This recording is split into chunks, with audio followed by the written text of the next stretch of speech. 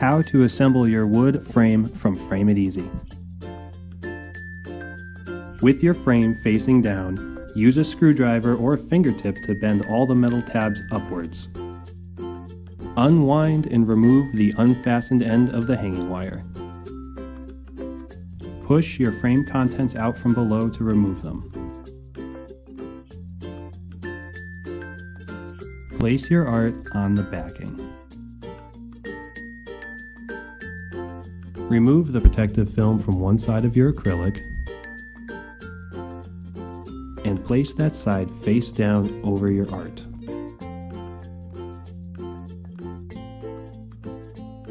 Then, remove the protective film from the side facing you. Place the contents back into the frame and bend the metal tabs down to secure them.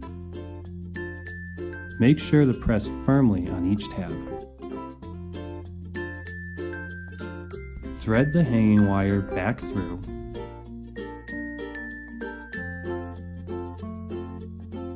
and wind it tightly around itself to keep it securely fastened.